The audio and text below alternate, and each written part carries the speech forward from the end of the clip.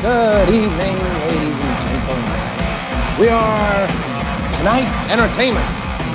And here we go. This episode is not brought to you by Best Buy. They're a real piece of trash and we hate them.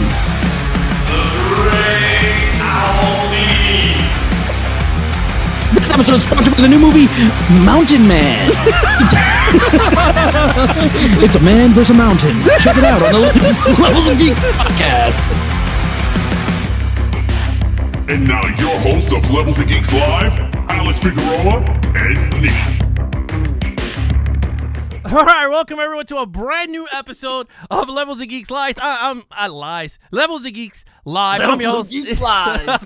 I'm your host, Alex Figueroa. My co-host is Nate from Netflix Reviews. All right, today is a special day. Of course, we have the Thanksgiving is happening this week, so we wanted to do our second annual Geeksgiving. So we have Elliot from Movie Files. He's going to be joining us in a few seconds, okay? We're going to be talking about Ghostbusters Afterlife. Now, it's going to be a great topic. We're going to give you guys a 5-minute spoiler-free, okay? And then we're going to go full-blown spoilers galore. That's where I'm going to have some fun breaking this movie down to pieces. But with that said, let's say what's up to everyone that is live with us today. We got BX Lenny. Jimmy, I hope you're doing well. He's in the hospital right now. He has surgery in his back. But yes, Robert makes the cut. Whacker Butcher. What else? We got Jay Manley. We got Reel's Old Movies. Harrison's in the house. Of course, you guys are going to be trickling little by little throughout the day. But with that said, Nate, you got anything to say? How was your weekend? Man, it was good. Went to a friend's wedding. It was very nice. Was out in St. Augustine. I don't know if people who are not from Florida know about St. Augustine. It's like a really, really old town here in Florida. It's like one of the first towns in the state of Florida. So very like historical stuff. They got married out there in the fort. It was very nice. Shout out to Stephanie. She's been in the chat before. She's come not Popcorn Stephanie, my friend Stephanie. So she got married. Congratulations to her and her new husband Chris. It was very nice. They had me out there and they let me go to their wedding and reception. I enjoyed it. Delicious food. And then we stayed out there for the weekend and they kind of walked around St. Augustine. So it was good. I got away from my house for a weekend, which was nice because I feel like I'm here all the time. So it was very good. Yeah, no, my weekend was awesome after Ghostbusters Afterlife. I felt like I lived. Just walking around again, floating on clouds. Yeah, I was there. Every step you took was on a little cloud. Let me just tell you, I was rocking my Ghostbusters shirt, my Ghost Smasher Reeboks, which people were stopping me going, dude, where did you get those sneakers? And I was like, bro, I'm part of the Ghostbuster clan, okay?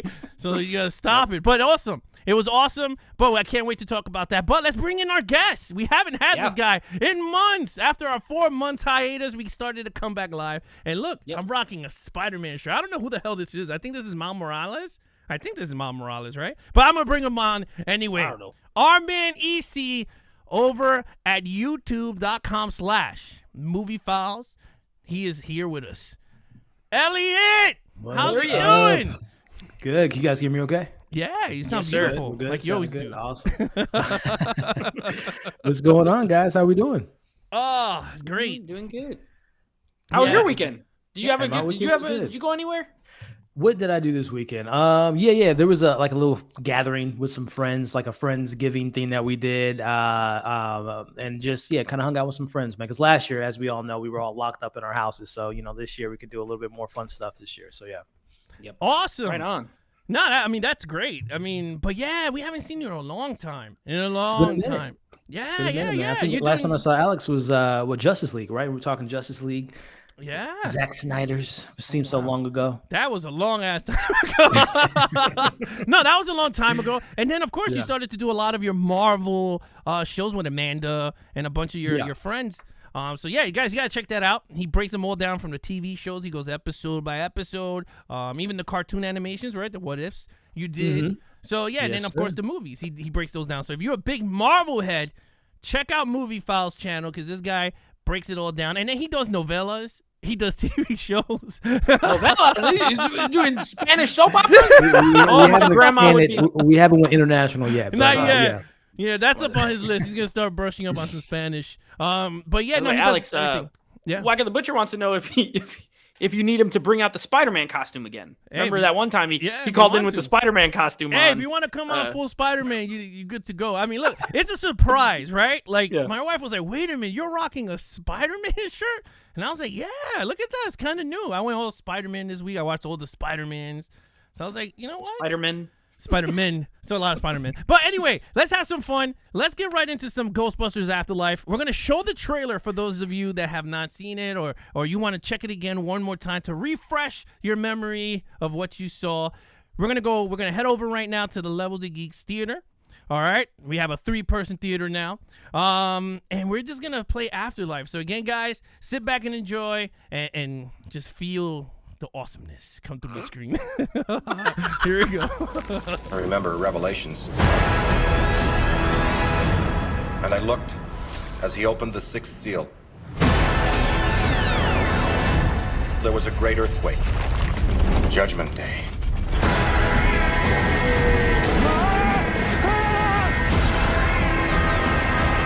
Raise a cult. I'm calling about what happened in New York. There hasn't been a ghost sighting in 30 years.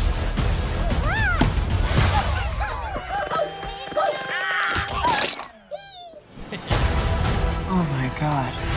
What is happening here? Her grandfather was a Ghostbuster. Something was coming and he knew it.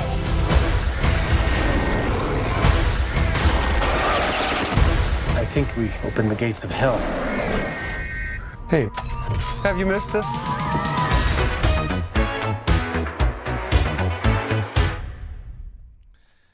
All right, guys. All right, so this is the way we're going to do it. We're going to give you guys a 5-minute spoiler-free. We're not going to spoil nothing. And then after that, it's no whole bar, baby. We're going straight in. We're going to break everything down. But all right, 5 minutes, spoiler-free. All right, let's go with our special guest. Elliot, go ahead. Break it down, buddy. Yeah, man. I mean, just kind of going into this film, I'm not a diehard like Alex. I appreciate the IP for what it is, but I was excited for it just because I am a fan of the director Jason Reitman, the son of obviously Ivan Reitman in the cast. To me, I'm a big McKenna Grace fan. Carrie Coon, part of Leftovers, and of course Paul Rudd, the world's sexiest man. So I was looking forward to checking it out, man. And I got to say, out of all the Ghostbusters I've seen, 1, 2, even counting the spinoff, this had the most heart of any Ghostbuster I've seen, man. And I, as Alex can attest to it, I got a little emotional, man. Even not being a diehard fan, I still felt the heart and the family element and paying homage to what came before it, and obviously open the door for things to come. So I through and through, man, I thoroughly enjoyed this film. It has its flaws, but at the end of the day, I had a smile on my face from ear to ear, and this was like nostalgia done right, in my opinion, and kind of fan service done right as well. So I was thoroughly entertained by this film. Nate? Well, oh, here we go. Okay. Well, you know what? There's always got to be one of us, doesn't it? I thought it was okay. I thought the movie was okay. I am like Elliot. I'm not a diehard Ghostbusters fan. We know this. We've been reviewing these over the last few weeks. Yeah. I love the first one only. I only love the first one. I also have no nostalgia for the first one because I did not grow up with the first movie. So it's one of those movies that I saw later in life. And I mean, not later. Like I was like a teenager, but Right. I wasn't a kid. I did not grow up watching Ghostbusters on VHS or anything like that. So I really, really enjoy that movie. I think it's well written, well performed. It's very much, I've always felt, what should have been a one-off movie. Now they have made sequels because it was successful. So here we are with the fourth one. And I haven't given any of the other ones higher than a 6. But I gave part 2 a 6. The remake, I gave a 6. I mean, I think it's a franchise that's fine. And I think this didn't do anything to change that for me. So I didn't dislike the movie, but I just thought it was fine for me. But we'll get more into it because we, like Alex said, we got to save. I have reasons, but we'll save them for when we get more in depth. Well, I'm not like Nate because Big Papa Al saw it on VHS, but not one, baby. Big Papa saw 2 on VHS. No, for me, I'm not gonna talk for the guys, but for me, it was a beautiful, well done movie where I feel bad, and I said this in our review for the 2016, and Nate could attest to this. I said that I feel bad for those females because this is a movie that should have been done with them. But since Sony rushed the project and, that whole debacle happened, Now it's like I feel bad because I wanted to see some of those characters in this world that Jason put together. When we're not going to happen now because of all the backlash, and it sucks. But in terms of this movie, very well done. It's a very emotional movie. Very different from Ghostbusters 1 and 2. Ghostbusters 1 was a very, not slapstick, but very sarcastic, funny movie, where it's like, it takes itself serious at times, but then at times it's still a comedy of guys coming together busting ghosts, whether it's three scientists and then Winston is the outsider, which is us, the viewer, because Winston is us that sit down and watching. We're not the brainiacs, and we're not Peter Venkman, but Winston is our guide on that universe.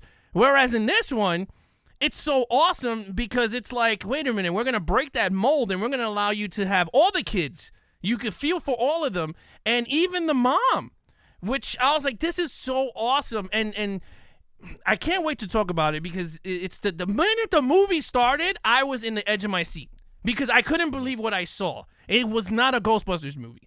For those of you out there, this movie started not like it goes, there's no scary thing, and the camera goes up to the face, and it goes, ah, and then it goes, Ghostbusters. None of that. This started off like an action movie. Like, bonkers. I was like, this is genius. But look, in terms of the movie, I loved it.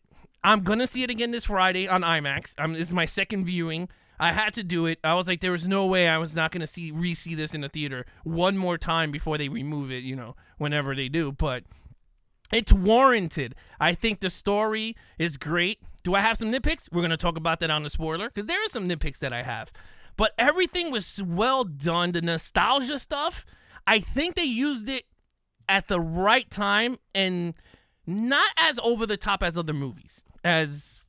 because I could name like 100,000 movies that did the whole nostalgia thing, and a lot of reviews where I got a little angry. People were like, "Oh, this is nostalgia, tons of nostalgia. They should have not did that." And I'm like, wait a minute, you people didn't complain about it on Halloween Kills and Star Wars Force Awakens. That was all nostalgia. They brought back the whole kit and caboodle in that movie, and everyone loved it. When Ghostbusters does it, it's like, oh, that's too much. It hurt the movie. Then it's no, man. It's like, that's not the point of the nostalgia. You got to use it right.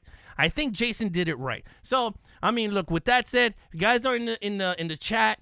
I hope you guys saw the damn movie, because right now we're going deep in. We gave you guys as much as we could. Look, if you have not seen it, I highly recommend to see this in a big screen. Do not wait for this in the digital. Go support the movie. I don't do that much, but go support the movie in the theater, because this IP needs it. After the female thing, I think it needs a nice cleaning, and I think you guys would not be disappointed. And stay after. There's 2 credits, which you're going to talk about in this trailer. But there's 2 credits after the movie, which would be awesome. But with that said, let's get into some spoilers. All right, Elliot, what is before we get into the praising and everything, let's get to the negatives, okay? The cons of this movie. What's some cons that nitpicked you and you went, when you were watching?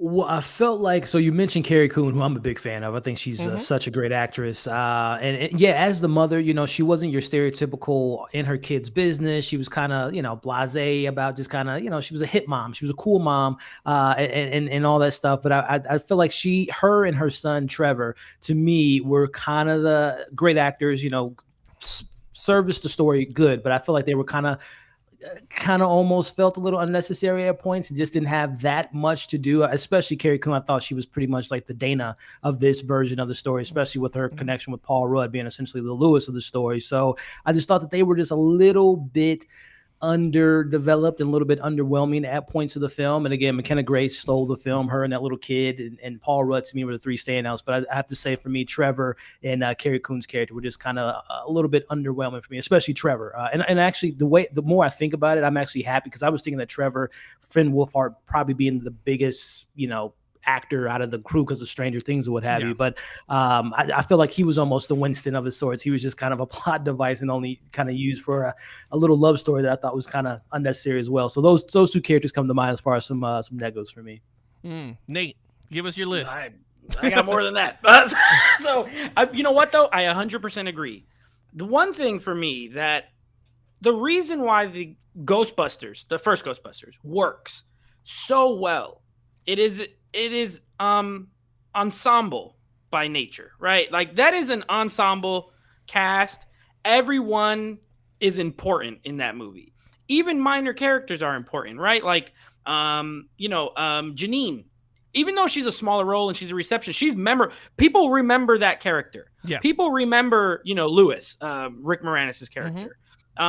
Dana, her thing with Peter Venkman. And then, of course, the guys, they have a camaraderie. I didn't get any of that in this movie. None. It is about the girl, McKenna Grace's character. What's her name? Phoebe? I think her name is Phoebe Spangler. Yeah, Phoebe. It's about her. The other kid, the podcast kid, he was fine. He was fine. I didn't hate him, but I thought he wasn't as funny as maybe they thought he was, in my opinion. I didn't laugh much during this movie. I'll be honest. I chuckled a few times, but I agree with Alex. One thing you said, like, it doesn't feel like a Ghostbusters movie.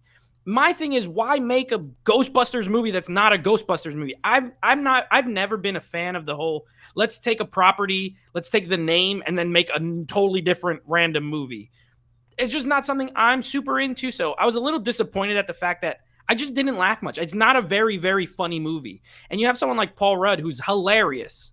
And he was good in the movie. He's good. Don't get me wrong. All the actors are good, by the way. But there's just not a lot for them to do.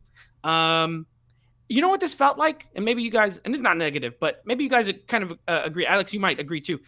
Especially early. It really felt like an Amblin, like an 80s Amblin movie. Like a Spielberg produced movie, not one he directed Goonies? Necessarily. Yeah, it had that vibe of like, okay, it's a little more serious, but it's still for kids. The movie's pretty much for kids, right?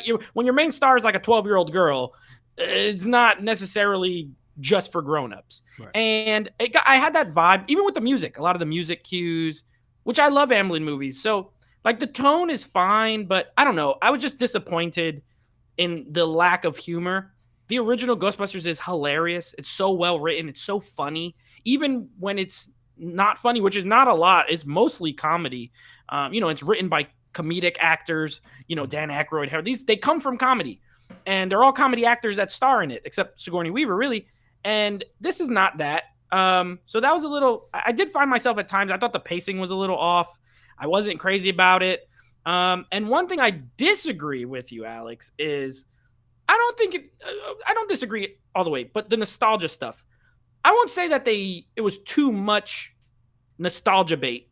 What I will say is I feel they leaned too heavily on the first movie in its plot, right? Like this whole third act is almost the same as the whole third act from the original Ghostbusters in a lot of ways. Not everything. Don't get me wrong. I'm not saying 100%. I'm saying 70%. You got the same. Oh, we're doing spoilers, right? Yeah, yeah. Right, I'm allowed to, okay. You're good. We got the same. We got the same main villain.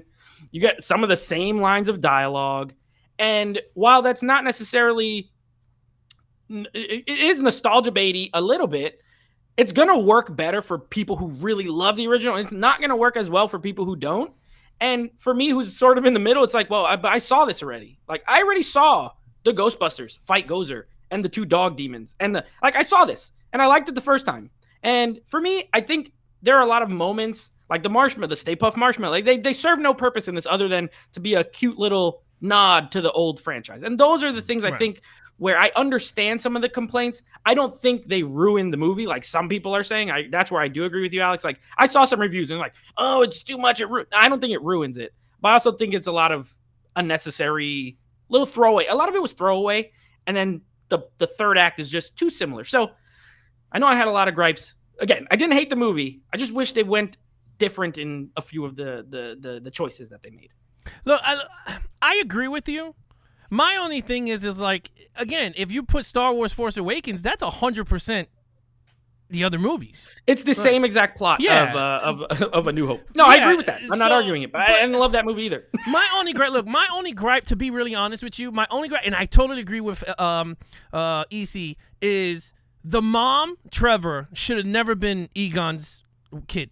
She should have not been the daughter of Egon. I think what should have happened was Phoebe should have been his granddaughter. The mom died somehow, whatever, went to a foster parent, and Egon adopted. I think because if you really look at the storyline, I was like, this would have worked way better with the connection between Egon and Phoebes was way more than the older daughter, and I was like, you did not need to have her as the mom. You could have just had Phoebe as the adopted done it, and it would have worked. Kind of in the same boat. I almost felt Yeah. like Phoebe could have been coming to see Paul Rudd as like could have been Yes. her dad that left her, neglected her, and Carrie Coon and Trevor could have been almost axed out of the script. Yeah, I totally agree. Because, agree. like, I did not feel no attachment to her, but more pissed off, like, why are you mad at your dad? Like I didn't understand that because that plot wasn't even developed as much. It was just, I hate, like, everyone's character, and that pissed me off, was that I hate Egon. I hope he goes to hell. And I'm like, what the hell is going on here? Like, I understand people's gripe with Egon, but I'm like, this was, like, such a 360 from everyone's characters from Ghostbusters 1 and 2. Didn't make sense to me. Like, I was very shocked with Ray, okay? When she called Ray and she was like, oh, what happened to Egon? He goes, oh, Egon could rot in hell. And I was like, what the hell does that? Like, not even like one of his best friends out of the whole four is just like, oh, he could just rot in hell. And she's like, yo, he died. And he's just like, like, mad shock because he died a week ago. Like, that pissed me off because I was like, first of all, that's not a trait. When you watch the original Ghostbusters and even Ghostbusters 2, that's not a trait that you give those guys. Regardless if he stole the proton packs and he stole the Ecto-1s, those guys would, I personally, I don't think they will say he go to hell. He had a reason. Yeah. The guy's the most genius one out of the four. So, like, I felt a little bit weird on that character trait. Like, I was like, wait, Ray, out of everyone to say go to hell? Like, I will take that from Pete. Like Peter, because Peter always used to mess with Egon all the time. Like that, I would say, okay, you know what? And it would work because Harold Ramis and Bill Murray really had a feud, so that would have worked at the, with that whole thing. But for Ray, I was like, that is a little, I was like, I did not like the whole love story. I did not like it. I felt like, to me, that was boring part of the story of the movie when they were traveling to Gozer's temple and they were hanging out there. And then which love story? Oh, Trevor and Lucky. Okay. Trevor and Lucky. The kids. Okay, yeah. Made no sense. One, that chick learned how to fire a proton pack in 2 seconds, which I was like, wait a minute. I was like, Phoebe she was learning how to put together. I was like, that makes sense. Trevor didn't, he did it from the car seat, so I was like, that's okay. He just flipped the switch. This chick, she just put the proton pack open, kicked the door, and started shooting. I was like, where the hell did you learn how to fire up a proton I'll give them pack? an excuse. She was a daughter of a deputy, so maybe she's like a trained, Maybe she he shot taught her some guns. things. Yeah, she knows some things, how to handle herself. I don't know. But I was just like, that character, I did not care for much Lucky. I was like, I did not care for that. Podcast was my man. I love Podcast. He was cool. I know, Nate, you did not like him. But Podcast was pretty cool. It was fine. No, I thought he was pretty cute. He was like a cute kid. Like, he was just like, and you are? And he put the microphone in her mouth. I was like, this is pretty. I like their relationship because their relationship, I felt like more they were growing. Whereas Trevor and the sister, I didn't feel no brother-sister connection there, which I was like, this is a weird thing. My wife's nitpick was she was like a kid that failed the driver's test 3 times. She's wheeling that Ecto-1 180 across the whole screen like a pro. I was like, I can't help you on that one. I was like, he failed because he doesn't know how to do a 3-point turn. He maybe can still go straight. or a figure 8. Look, other than maybe he could do that. My thing is, I think there was small, minimum. I think I would have changed storyline wise. I didn't mind Gozer. Because I was like, if you're going to bring it back, might as well get to even the younger crowd could go, oh, let me see Ghostbusters 1. It tied in. Actually, it tied in very well. For a movie that you go, okay, you know what? There's a lot of movies that they try to do this whole connection. It does not work. This one worked very well. And I was like, that worked. But with that said, let's talk about some positive stuff here because Nate was so negative. I don't like negative Nate. I don't like this negative yes, Nate you guy. do. How you doing, Stephanie? Okay. Definitely welcome. Elliot, your positives. What are your big positives when you saw this movie?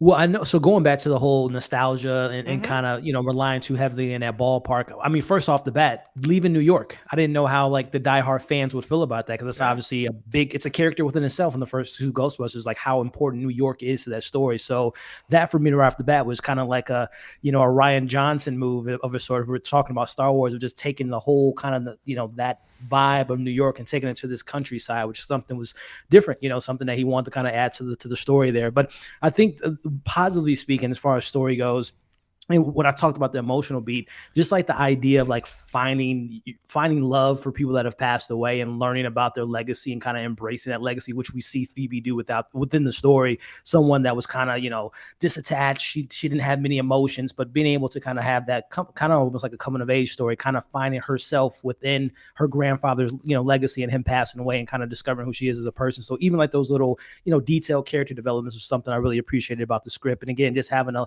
little girl carry that emotional weight from a film with a Bill Murray, a Carrie Coon, a Paul Rudd was something that speaks highly of McKenna Grace as the actress. But I think another thing that kind of stood out to me too is going back to what you guys were saying about not feeling like a Ghostbusters film.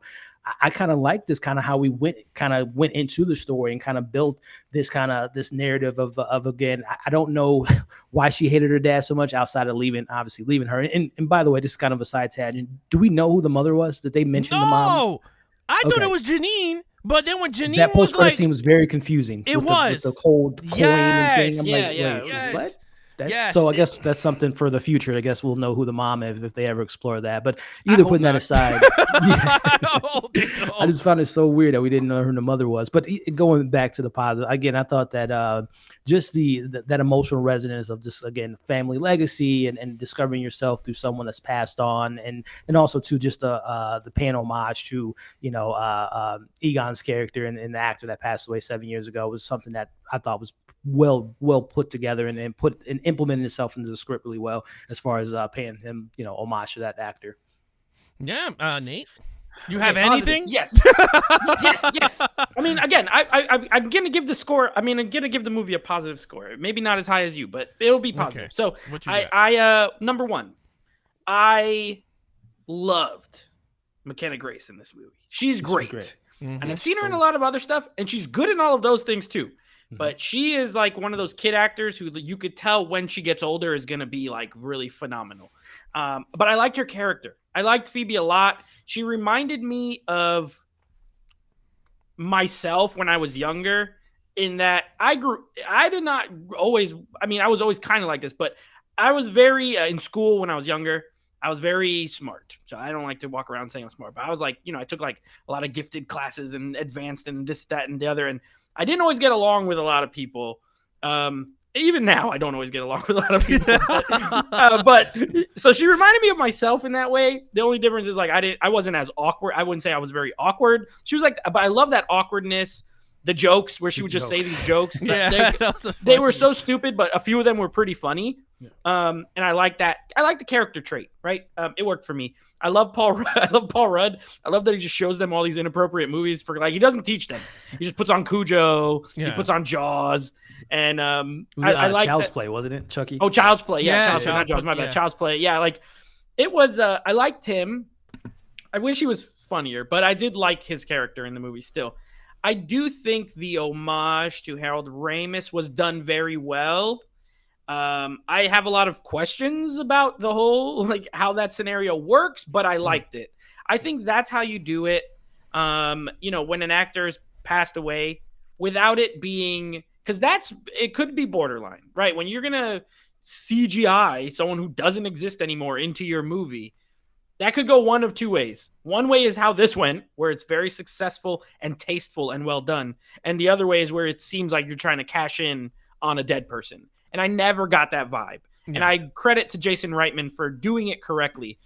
Probably because he's close to the source, like his dad did it, and he was on set when he was a kid, and I would imagine he had a relationship with him. So it was very well done. I really liked it. I think Jason Reitman did a good job. He's not the guy I would think for this movie, because most of what he does is very talky. He's not a big, he doesn't do these action scenes and these set pieces, but I thought they all were done very well. The movie looked really good. This had like half the budget of the 2016 version, and it looked as good or better. I don't think that movie was bad looking, but this one looked just as good, and it, cost half the budget. So I thought it was shot well. I liked the music. I thought the score was really good. I thought that the performances were good. There's a lot to like.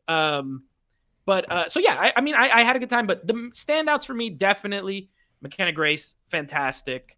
And overall, it's an entertaining movie for the most part. So I think for me, I put a lot of weight in entertainment personally. If I'm going to go to movies, right? Unless I'm going to see some kind of artsy movie, just can you make me have a good time? And by the end of it, I feel like I had a pretty good time. So kudos for that. Oh man.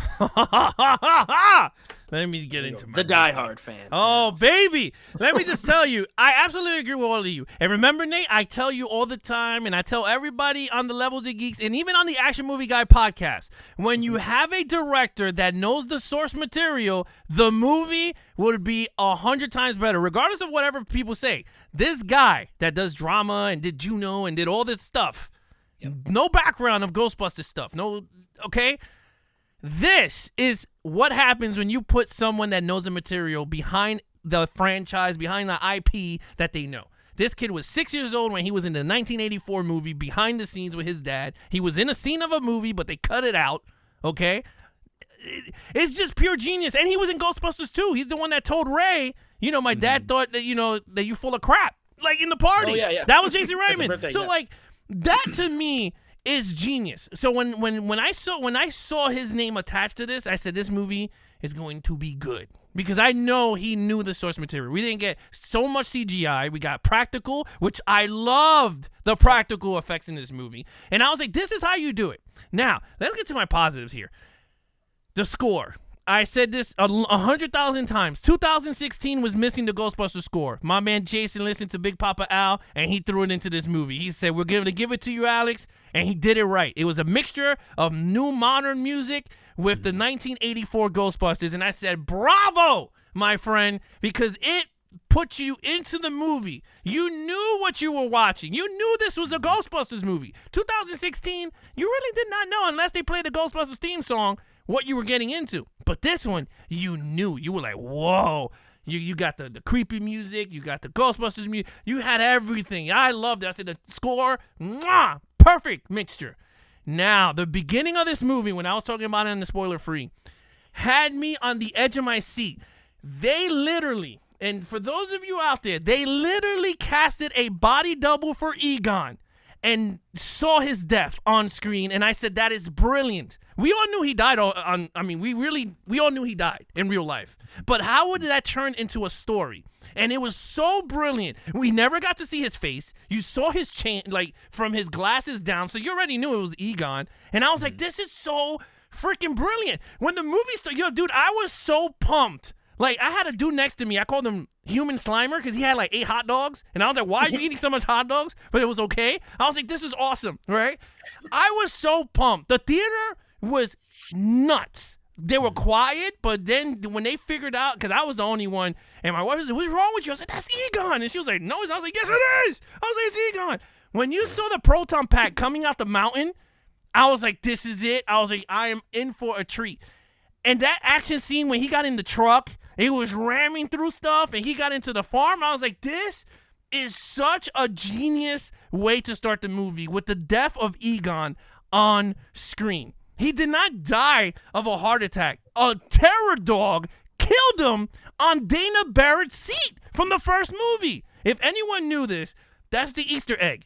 He dies on Dana Barrett's seat from the 1984 Ghostbusters movie. How genius is that? Like, it is just like, I was like, this is awesome. Then it spawns into the movie. It goes back to the day. Then you see the daughter. I was not crazy with it. But when they showed Phoebes enter the screen, it was over. I said, this is the character I would love to see a sequel on. Okay? Just give me Phoebes all day. I could be there all day. She's the head of the Ghostbusters. It is cool. My favorite scene of the entire movie, and I know we're going to talk about the third act. My favorite scene is when she's in Egon's Batcave. That's what I'm calling it. The Ghost Bat, the Egon's Batcave. The Egon cave. Yeah, the Egon cave. And Egon is teaching her how to fix the proton pack. I thought that was like so genius.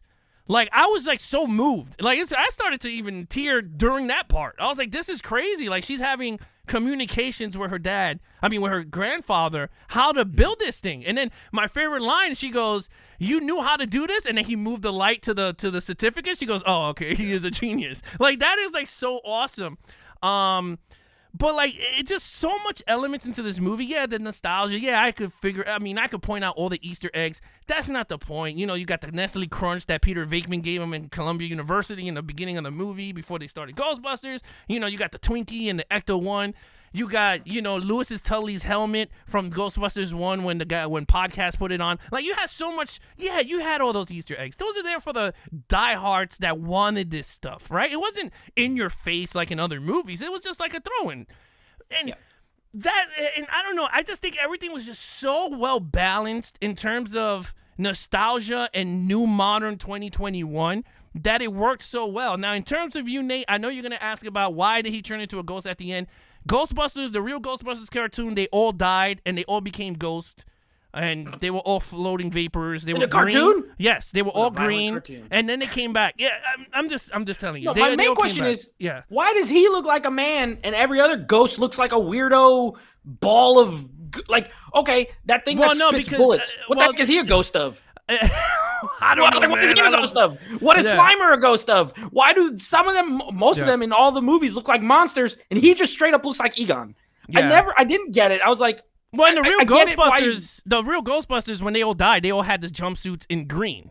And that's I didn't watch that cartoon. No, I mean, I know. I'm just telling you. I know you're the expert, so that's why I was like, let me ask, because I could not. I didn't mind it so much as it crossed my mind, and I was like, wait a second, why doesn't he look like a big ball? And they just be like, oh, that's Egon's ghost, and maybe he had glasses or something. Yeah, well, the reason also is that when supposedly for the movie is that when the Emperor, I forgot the name, how to say the big word, but the ghost, right, of Egon. He had unfinished business, so he was there in form for his. Once everything was done, his mission was done. He turns into dust. That's what happened. So he finished. That's fair. Yeah, like that's basically he reappeared to get his mission done. His mission was to kill Gozer, say goodbye to his friends and his granddaughter and his daughter. Once all that was amends, he just evaporated. What happened with Slimer? What, he didn't finish his business? He just got stuck there as a hot dog eating monster? Slimer's in New York. Because Ralph was telling me the same thing. I was like, Slimer is in New York. I was like, that's where my cousin, Beckish, by the way, but shout out to, she was so mad that Slimer wasn't. You don't understand how angry. When the movie ends, she's like, I didn't see Slimer once. And I don't like that other thing. The fake Slimer. Yeah, release the Slimer cut. Where was he? They went to, we're not to them credits yet. Well, there was a big opportunity there for a little bit of Slimer action. Fail. But I was wondering. I was like, what? He looks like a man, and the other ghosts look like monsters. And that's how he died, though. So that's the other thing. He died old, but he didn't have the suit on. I want to see how the bullet guy died then. The Muncher. The Muncher, he died eating. eating rust. Just looked like a pile of goo. Yeah. No, but look, and then the third act. We could talk about because the third act is, I think that's the highlight of the entire movie. We could go around the table on this. For myself, I started to bawl because I already knew what the hell was gonna happen. The minute Phoebe turned on the proton pack and she started to shoot with Gozer. By the way, Gozer looked amazing in this movie. Oops, Olivia Wilde. I kind of knew it was her. I was like, wait a minute. I was like, yo, she's actually pretty good. But anyway, when she did the Harry Potter moment, when they were going back and forth, I was like, wait a minute. I was like, where are we going here? And then I went, I was like, no way. They did the Force Jedi on people.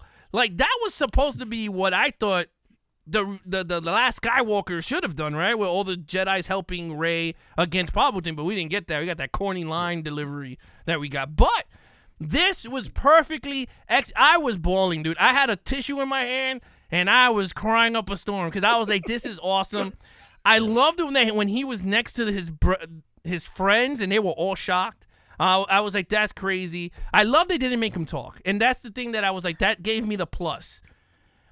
Because when movies failed is when they try to mimic the actor's voice and it don't come across good, and then the CGI don't sync well with the voice. I thought it was a genius. I was like, you know what? You don't need to because you already knew what he was going to say anyway. Ray told him, I'm sorry. We doubted you. He shook. He nodded his head. He fixed Trevor's collar. He hugged Phoebe, and then he hugged his daughter, and I was bawling. I was like, hug me. I was bawling. I wasn't lying, bro. I was crying from the minute. Oh, I believe you. Yeah, I was crying. I have the photo, bro. Yeah, my wife was taking photos. I believe you. Yeah, I was bawling. Actually, you told me, too. You were like, dude, third act you're going to love. I did. I texted you. When I walked out, I was like, that's how I feel about the third act in general. I feel it's going to play better to die-hard Ghostbusters fans than it is to casual fans.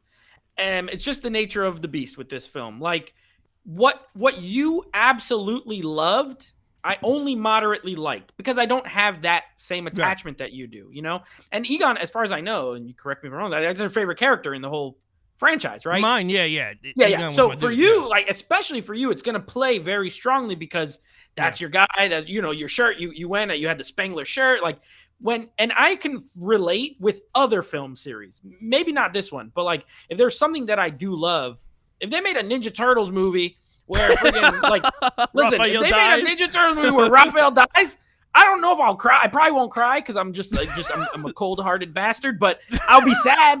I'll probably be sad, but I would have a reaction. You know, I'd have a reaction to it. Whereas this, it's like I didn't feel sad. Like, not sad. I thought it was touching. I did think it was touching and well done.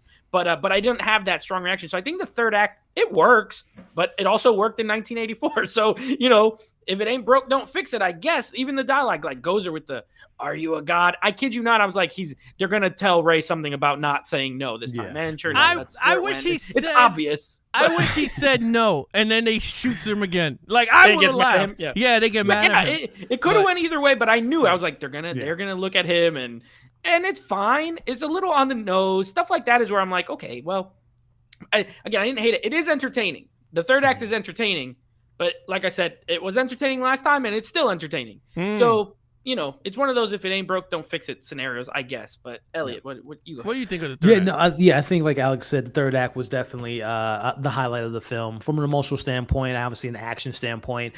Some great callbacks at the beginning of the movie and getting, you know, those return of the characters, which is, you know, we were mentioning earlier about the, you know, the icons coming back on screen and getting that kind of riff from Bill Murray coming into the mix and adding his flavor to it and going back to, like Alex said, that was something besides like seeing the Force Ghosts. We never saw Luke, Leia, you know, Han, and, you know, all on the screen at once. So seeing all those characters come back, you know, even with the passing of Harold's character was something interesting and great to see. And I got to admit, I personally wanted to hear a little bit of his voice. I thought it was kind of odd that he didn't speak. I just thought it was obviously I know he's passed away, and I'm pretty sure they could have used some kind of archive, you know, son, stuff from the first two. Okay, gotcha. I just thought I just wish he would have had like one line, but it didn't ruin the third act for me. But the third act was just really, really well done and just kind of brought everything together. And just again, tying back to Egon, it was all a trap. You know, him this whole time he was protecting not only the Ghostbusters, his family, he was protecting the world. So I kind of love again just tying it back to his legacy and what the Ghostbusters have been doing since, you know, the first one is always protecting humanity, and he did it to the last breath of him, and even after, hence the title Afterlife, he's still protecting the world even after he's dead. So I kind of love that, tying it back to the character and how integral he was to the Ghostbusters. Yeah, and I was gonna say one thing I really did like that was different was when they're actually in the cave. I love the setup with like the proton packs. Yeah, where every time they pass like a certain level, like they automatically turn on and start shooting them. I thought that was give me that. Give me what happened, but with something cool and different. That, and I did like the big trap, basically like his front yard is the dirt or whatever. Those little tweaks I liked. I thought they were cool. That's how you do something a little bit different. You know what I mean? Quick question, Alex. I know you're the big the Ghostbusters. J.K. Simmons, does he have some type of connection to the franchise to have like literally a 2-second cameo? So no, but that character is the character that built the scaffolding in the first movie.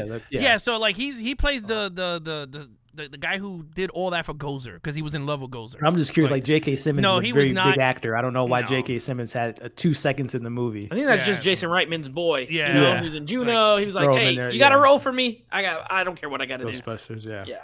No, I mean, but like I agree with Nate. Like that was all cool. I love the whole things in his house, like the little gadgets, like she figured out, and I love like the whole, like I said, like the Egon cave was just such awesome because like you knew that's his character. You saw everything thrown around, and of course you got another heartfelt moment when he showed her daughter like he still loved her and he followed her growing up. Yeah. So, like, and then that's another flaw in the movie because all of a sudden she switched and she was like, hey, he loved me. All right, how do we save the ghost? Yeah, I was like, whoa, like, how does that work? You nut? Like, you bipolar nut? But, like, oh my God. No, but, like, that, to me, like, again, that could have been fixed. But, look, then as an entire package, I think this movie, is it flawless? No. But to a Ghostbusters fan, it is flawless. It's one of those things that, I personally, if you go, hey, do you want a sequel? I'm going to tell you guys right now on camera, I do not want a sequel. I want this to be the end of it because we already know, but we already know that Sony's gonna green light another one. But the reason why I say that is because this movie had the magic because it had Egon to roll on, right? You had the Egon coming back, technically, but the story with the Egon, the Spanglers, and then the original Ghostbusters coming back just for one scene. They wasn't even there the whole. Bill Murray and Winston does not come out until that one significant scene. That's the thing I loved about this movie. It wasn't piggybanking on those guys. Of course, Ray, because again, like I said, he was the best friend of Egon. But other than that, you don't see those Ghostbusters until like that last 10 minutes of the movie or 20 minutes. Moment. Yeah, the climax, which of course you needed. Other than that, do I want to see? I don't know, man. I know it takes place in New York. Supposedly, if they go, they are going to take place in New York, how the post-credit, which we're going to talk about now.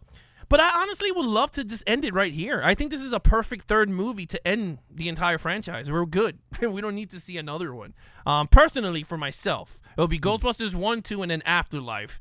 That's your trilogy of a Ghostbusters movie. You got to see everything. So I don't know. That's just personally me. I don't know what you think, Nate. I mean, you're not gonna care, but yeah, no more for me. Yeah. No, look, if they do, honestly, if they do, I want them to go totally like.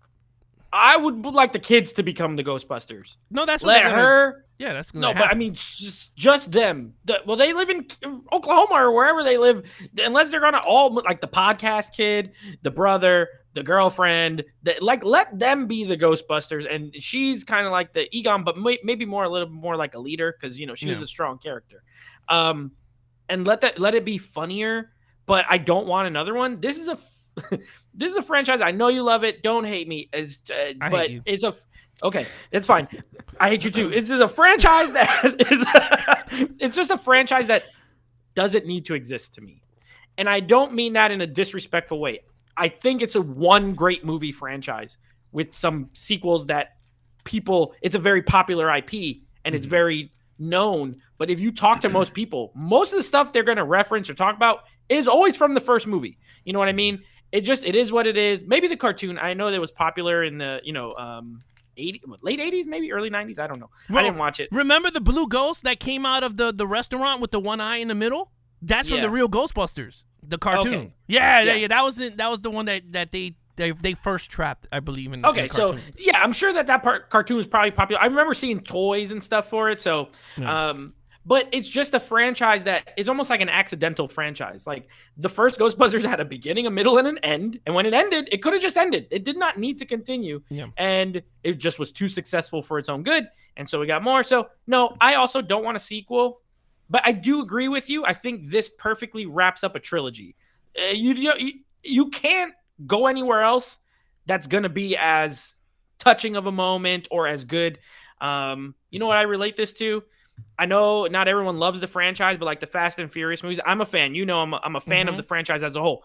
But it's like after 7, it's really hard to get into them with the Paul Walker, with the way it ended with him and the signing off of Paul Walker, and he drives off, and it's a touching moment. It kind of felt like it should have stopped, and I feel the same way about this. I don't see them being able to really get me invested in anything else at this point. So I think they did wrap it up very well. Elliot, what do you think? I think we're getting more. I know we are. And I honestly think there's still some meat on that bone. I mean, just looking at McKenna Grace, she's only 15, and they can age her up if they want to. She can go to college and go to New York and continue that legacy and team up with Winston, as we'll talk about the post-credit scene, and maybe have a podcast come visit her in New York, or Carrie Coon. They can visit her for a weekend, and there's like a big event in New York, and they have to figure it all out. So I personally would like to see what they can do continue the story. I think Ghostbusters, as Nate said, I think it's kind of a, the opposite of like a almost same vein of like a Predator. Like for me, I think the first Predator is the only good movie in the franchise, and 2's okay. And the rest of them I can go without. But I think this is a franchise where I think it kind of generational, just as we saw 30 years later, there's still young kids and middle-aged people and older people that go back to this franchise. Remember the ones from the 80s. I think this can be one of those franchises that could continue it in a young McKenna Grace and bringing in, an older crowd when you bring in a Paul Rudd and who's going to be, if we're going to get Lewis back, it's going to Reaver maybe have like a little cameo. So I think there's still some meat on the bone to be told and seeing some other things to explore in this franchise. So I have a question for you both. Elliot, did you see this in the theater? I did, yes. Okay. Was it a screening or did you like a regular general? No, it was an IMAX press screener, yeah. So question then, well, for you and also for Alex, how did your theater skew? Because I'm going to be 100% honest. There was about one kid in my theater. Everyone was older in my whole theater, was older people. There wasn't a lot of, I don't know if it was the marketing, but I feel like this is a movie like Elliot makes a good point. Teenagers could flock and should flock to it. Really, that's why I get that Amblin feel early on. You know what I mean? Mm-hmm. Especially young girls. You have a young girl lead who's a very well-written, strong character. But I feel like we are the ones that are going to see it. Older guys and older girls, that grew up watching it. It skewed. My theater skewed pretty old. I don't know about if yours did or not. Mine's was a mix of a family with kids and teenagers or people going out or me and my wife, which were the older ones, and then you have older people from the 84 crowd. Mine's is very mixed. But again, some of the people that were getting excited were the older 84, like myself and my wife, and then but the kids were into the Phoebe. Like, I mean, let me just tell you, you can ask my wife, when Phoebe put on that proton pack, the little girl in front of me went nuts. And I was like, what? That's I guess that's the whole point. Goal. Yeah. And again, this is what I mean by the 2016 debacle, because they had the entire cast of females, and they should have used this. And I hope if they make this sequel work, maybe they could bring them somewhere somehow as the newer characters, but bring them in like Jillian Holowitz. I would like to see her and Phoebe together coming up with gadgets. Yeah. So something like that. But Elliot, how old is your theater in terms of age? So normally the press screeners, they're kind of skewed at an older demographic, but this press screener, you could have guests. So a lot of people brought their families or if there were older gentlemen, they'll bring their, grandkids or whatever the case may be. So it was kind of like you, Alex. It was kind of a mixed crowd, even for a screener. It was a Monday at 7:00 on an IMAX. It was a pretty packed house. And again, I don't know. I know box office wide, I think it did 44 million in the US, which is pretty damn good. Yeah. But I think, my audience was mixed. And I will we say had this. one baby and one kid and all like older adults. But I'll ask you and this, that was on Nate. Thursday night screening. Yeah. I'll ask you this, Nate. Were your theater like once the movie ended, they were like excited, like holy crap, this was like a great movie? Like my theater was pumped. They were like, I could watch this again, or they want to see a sequel. Like people just. I know what you're saying as far as like what was the vibe? Yeah, of, what was the the vibe energy? on your thing? So first of all, very big ovation when the original Ghostbusters came out. Definitely some applause. I don't like clapping in theaters because I feel like that is something that is for plays, the actors on stage to hear. These people can't hear; they're on a screen. But I digress. So there was some applause. When it ended, people were you could tell people generally had a good time. You could always tell when people are it's like a little bit of a buzz, right? When the movie ends and they're kind of talking amongst themselves, and when everyone walks out silent, it's either because the movie was devastating or terrible. Yeah. When there's like kind of that buzz after and people are sitting around and kind of chatting, it was like that. So I think overall, I think it was well received with my theater, and it was like almost full. It was almost a sellout. So. Elliot, how about your theater? Yeah, they were really excited, man. They were, and it's so weird. I don't know if this is the Marvel effect or whatnot, but I was so surprised how many people actually sat down and waited to the crowd. I don't know if it was just a matter of like people were just talking amongst themselves and excited, but like. Not half, all of the theater stayed to the end credits. And again, I don't know if they knew I didn't know it was going to be a post-credit scene because I don't think we've gotten that at all in any of the other films in the franchise. No. Was there one in 2016? Did they have a post-credit scene? They had one where the Leslie Jones's character, she turns on a tape recorder and she hears Zool. Oh, that's right. That's right. Yeah, that's and right. I was like, stupid. But as far as the energy and the vibe, everyone was, happy and excited. And like I said, people were sitting through the entire credits, and we got, two little stingers to walk out and be, what's going to happen now? So, yeah. Yeah. Well, let's talk about the stingers. So the first stinger actually wasn't nothing towards the story. It's just more Dana Barrett with Bill Murray. But this one was just a nod to 1984 where Bill Murray was zapping the crap out of the kid with the cards. To me, that wasn't all whatever because they cute. just it was cute. I was like whatever, but you could tell that he did mark the cards because he. So I was like, okay, that's cool. But let's talk about the actual one. I will say, Winston- going back to that first one, though, I was hoping that their kid, Dana's kid, I was hoping that Oscar. I don't know if they would have casted him for something. I don't know I think the sequel. if they do. Yeah, If they do a we'll see sequel. him. Yeah, because he got to be like 34 years old now. Well, he Close was to my age. Yeah, he was a 33. baby in Ghostbusters Yeah. 2, so 30. So he'll be 30. Yeah, he'll be 30 something.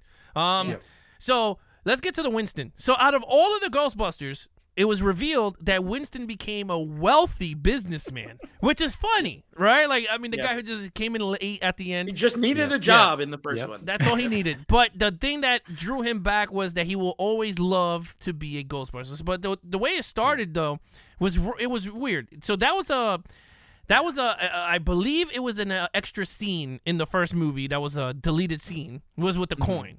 With Janine saying this is a lucky coin, gives it to Egon because she has some bad vibes that she's told him. Scary enough, he does die in the movie. So it's a weird thing, but I guess they use that as a play to play with it. I didn't like the scene. To be honest, I was just like, didn't work for me. But the actual Winston sitting down and going, you know what meant a lot to him was him and the boys in the firehouse, or him with Ray in the Ecto one, which I was like, okay, that is awesome. And since he's wealthy enough, he come on, man, my man Winston went and said, baby, I'm taking you home. He took the Ecto one from those kids. He was like, baby's coming home and I'm fixing this car. And I loved it. I was like, yeah, you better take your baby home. And that's the thing. That's another thing about this movie. They treated the Ecto one part of the group. And I loved it because the Ecto one is the most not the most, but it is one of the most historic cars in film history. DeLorean, and that one, for sure. Yeah, so the iconic car. But anyway, Winston decides to buy the firehouse because he is wealthy, and then the Ecto one wheels in nice and all beat up, and then he's gonna start fixing it. Now, what do you guys think? Because now we see the Ecto one driving the bridge. I forgot if it was the Brooklyn Bridge, like the original movie, or the Tappan Zee. But anyway, it's driving into Manhattan. And then you see the double doors open, bam, it goes right into the into the firehouse, and you're going, next movie, back in New York City. What do you guys think? And then it has the trap at the bottom, the things that like the big thing that they made that holds all the ghosts in it, and it's like the containment unit. Yeah, the original containment unit. I thought that scene was really weird to be honest with you. The way it was shot was weird to me. Yeah. It was like, okay, especially coming off the one with Sigourney Weaver and Bill Murray. I like that one. I thought it was cute because the credit said and Sigourney Weaver. I was like, well, she wasn't in it, and then there she was, popped up on the screen. Very clever. So I like that scene because I wanted to see her because I love Sigourney Weaver. She's just one of the best actresses around, and she does so much genre work. I love her. So I was glad to see them back. It was cute. I'm always here for a good like little comedy credit scene. Then the other one, like you said, it starts off with that old scene. But it's shot in a way, it almost it felt like a commercial. It was shot like a commercial, the way it was edited. It was like a cologne commercial or something like that. I didn't get it, like Winston like being all serious and like looking over the thing, and then I don't know, it was kind of bizarre. Yeah. As far as the content of it though, I don't know what that means, man. That just means more movies is what it means. And so it was fine. I do think it's cool what they did with his character. Because we reviewed the first two, and you already know. We talked about it. My man Winston gets the short end of the stick in both of those movies. But not in this story. I'm glad he's rich. Exactly. I'm glad, he's freaking funding Ray's stupid bookstore, and he's like taking care of the people. I'm sure he gave Egon's daughter some money. He didn't just take the car. He probably bought it off of them, gave him a little extra. No, he took that money. I mean? He was like, I want my Ecto. I feel like he's back. A good dude. He's a good dude. He probably like, oh, we'll pay for the house or whatever. Yeah. I do like that, but because I don't want sequels, so I don't love the scene. All right, Elliot, what do you think of that post credits? Well, I personally thought that they should have switched it. I thought that the little joke with Peter and Sigourney Weaver as Dana, I thought they should have put that kind of not comparing to Marvel, but I thought they should have put that as like the second little like kind of fun, cute little thing, and then seeing Winston, I felt that was more connected to the narrative, so I thought that would have been better to play into, obviously connecting to the film. And again, like I mentioned earlier, that coin thing kind of almost confused me because it made it seem like him and Gina had a thing, and I'm like, wait, is that Carrie Coon's mom? But of course, it isn't.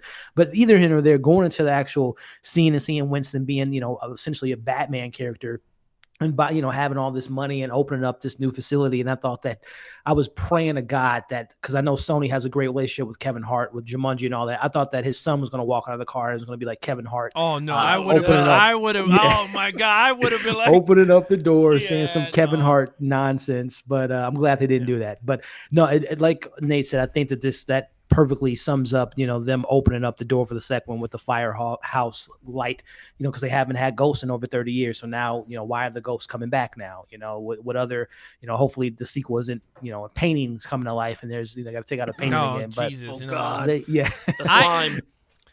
I will say this before we get into just a quick thing with the community.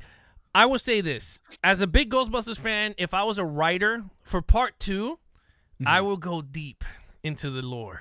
I will do this. You have the whatever, right? The firehouse is back. Business is booming. Phoebes is going to Columbia University. She's killing it there, right? You got the brand new Ghostbusters podcast, like you guys said, right? That holds in there. But the bad guy, I don't know if you guys, again, Nate is out of the question because you have not watched the cartoon.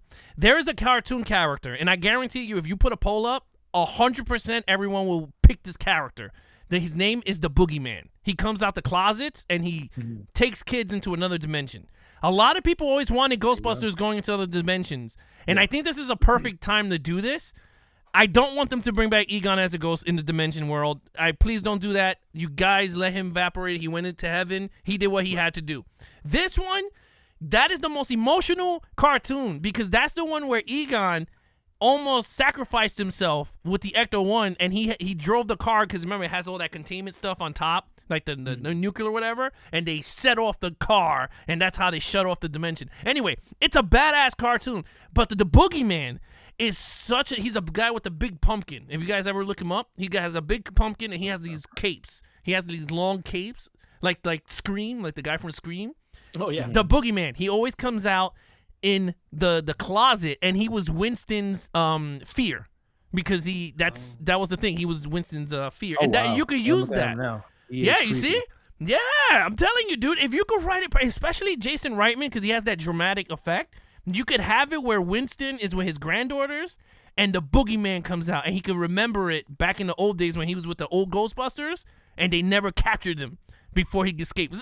Alex is a writer for the new Ghostbusters, baby. I'm telling you. Ghostbusters Boogeyman. The Boogeyman. I'm telling a lot of people will pick. What does it say? The Boogeyman Cometh is one of the episodes or something like that. Yeah, the Boogeyman Cometh. Check it out, guys. Season 1, episode 6, the Boogeyman Cometh. Yeah, so there's the subtitle. Freaked me out.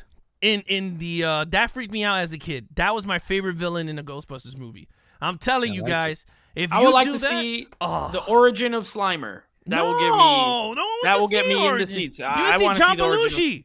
That's his character. Why you want to see John Belushi? I don't know. I just want to see Slimer disrespected once again. He was disrespected, and I want the origin. I want to know. I want to know who he was when he was a person. He was John Belushi. then cast someone who looks like John Belushi. Oh my God. No, I want to. I'm just kidding. I don't want any more sequels, but. If they're gonna do it, I guess that's cool. Go to the cartoon. Rick Moranda's back. Bring him back. Yeah. Get him out. Yeah, he was in the Mint Mobile commercial. Get him in. Yeah. You can do this. I don't know. But anyway, look, guys.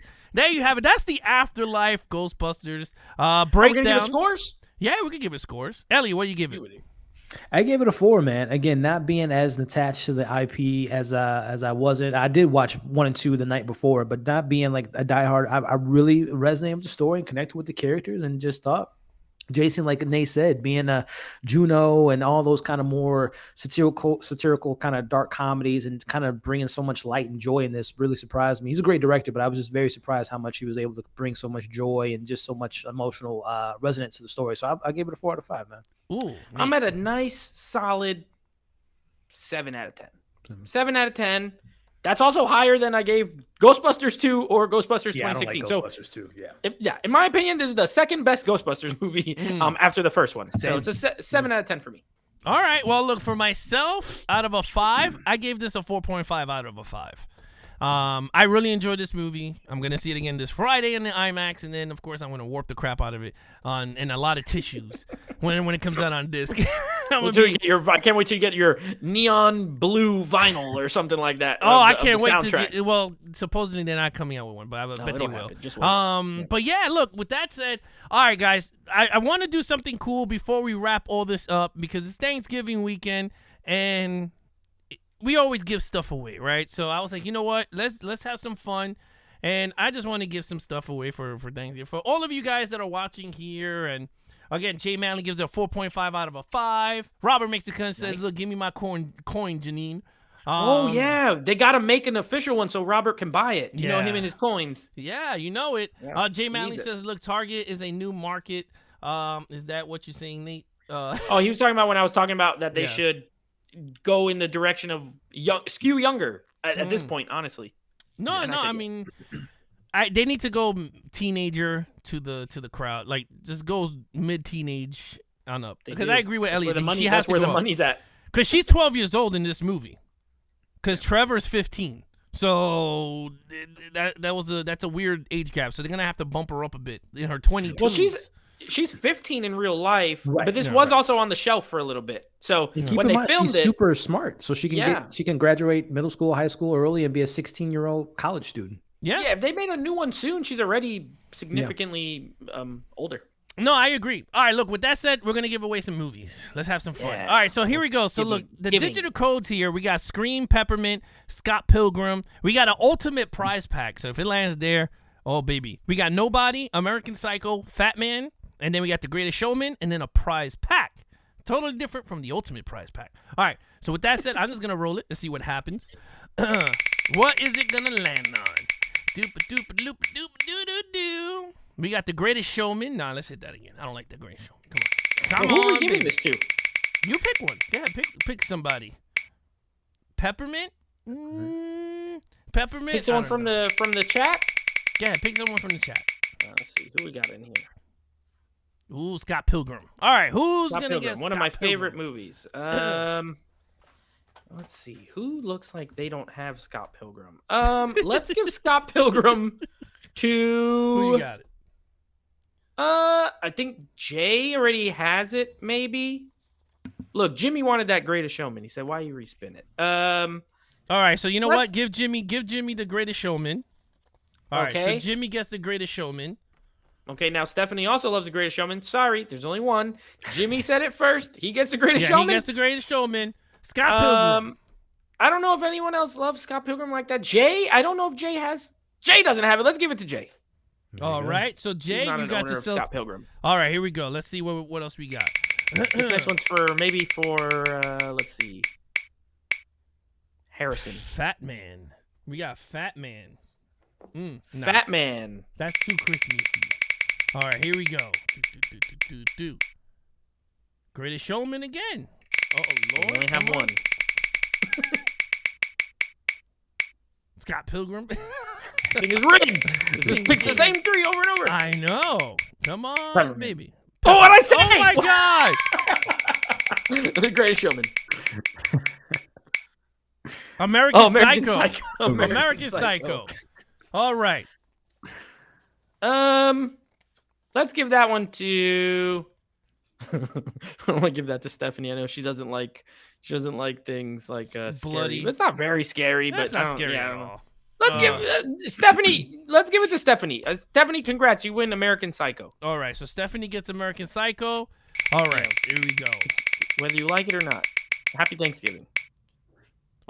Greatest Showman. What the hell is the Greatest Showman? You know what? Let's do the ultimate prize pack. That's what I want to do because I've been dying to give that one away. Scream. Ooh, Scream. That's a classic. All right, let's do the ultimate prize pack. Yes. All right. Now here we go. How do we do this one? Who would like to enter? How about this? Who would like to enter for the ultimate prize pack? Now, what I can tell you is, without telling you what the films are, it is a 7-movie collection by my count. It is a 7-movie collection. Now, if you're huge into digital collecting, you may have some of these. I'll just be honest. If you're newer, it may be beneficial to you. So I'm just talking until someone puts in the chat that they want to enter the ultimate prize pack. It's an ultimate giveaway. Prize pack. We're giving away some stuff. Someone pick. Yeah, you want it? You want to 7 take your chances? digital codes. Yeah, take your chances. Jay wants Jay. in. Okay. Stephanie wants in. Stephanie. Okay. And Jimmy? Maybe Jimmy? Even though y'all already got codes. Oh, Harrison wants in. Harrison. Okay. Uh-oh. That's 3. Let's get one more. Just for funsies. We get 4. Let's just put Jimmy in there. Because Robert, I'm 99.9% sure Robert has those movies. Oh, Don't worry about it, Jimmy. You're in it. Okay. All There. right. Harrison, Jimmy, Stephanie, Jay. Those are who's entered. All right, so how we do this? All right, I know how to do this. I'm going to do it super duper duper duper duper quick here. Where is it? All right, here we go. Who is it? Stephanie, Jay, right. Harrison, Jay, Jimmy. Stephanie, Harrison, Robert cannot enter and Jimmy. because he buys every movie. All right, is that it? All right, good luck That's it. to everybody. Here we go. Let's The go. winner of the Ultimate Prize Pack digital code is, oh my God. There we go. What is it? Move it back.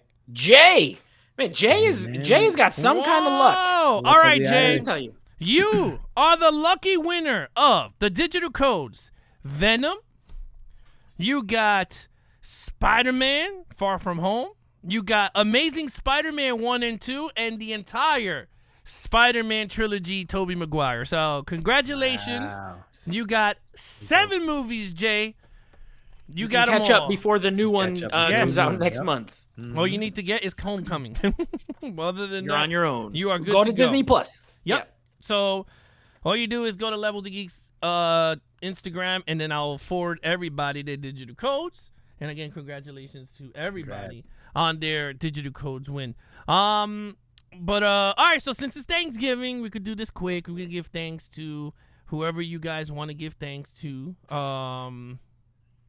Let's go. Nate, start it off. Yes. Who you want to give thanks to?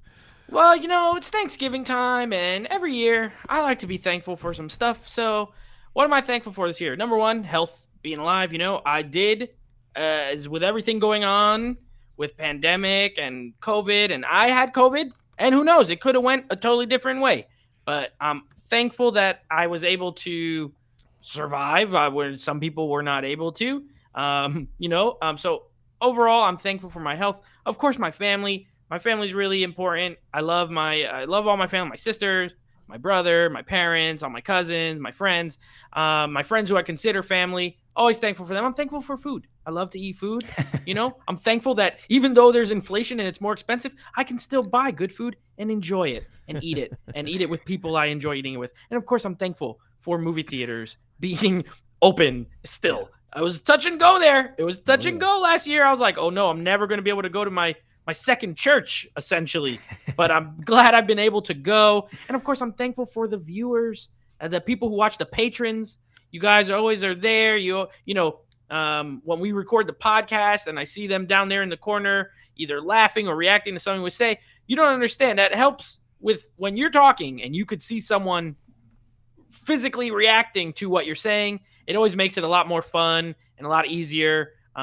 So thanks to all of you guys who tune in every week. And just thankful to be alive, to be honest.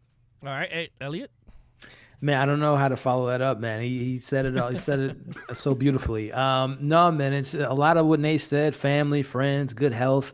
As toxic as the film verse and film community can be, it's also a great place to have a good time. Especially with the community you guys have built, having like-minded people, having a fun time, agreeing or disagreeing with film. It's just something that we can all agree with. It's experience to see a film, to watch a movie, whether it's Ghostbusters or DC or whatever the case may be. And it's fun to be a part of this community and just seeing, like I said, you guys grow and having the community you guys built. So I'm thankful for being here on the channel. Glad you guys are back at it again, doing some great stuff on the channel, man. So I'm thankful to be on here tonight. So I appreciate you, Alex and Nate, for having me on.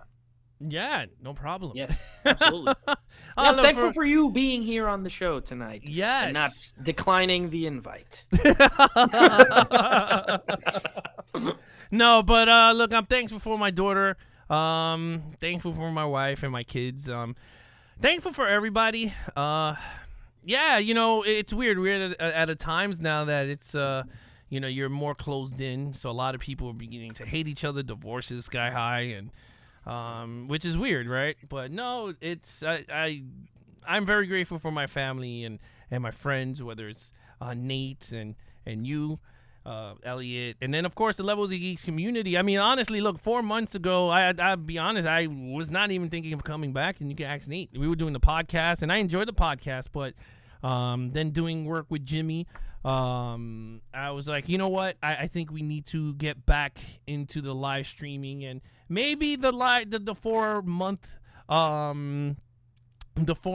delay destroyed the channel. Look, it is what it is. There's nothing I can do. I had a kid, so it happens to any creator that has a kid. If it hurts it, it hurts it. There's nothing I can do with that. But with that said, I'm saying, look, I am grateful for all the Patreons that stayed with us, whether the 4 months hiatus, they were always in the background and everything. And we have something cooked up for you, Patreons. We redid the tiers for everybody.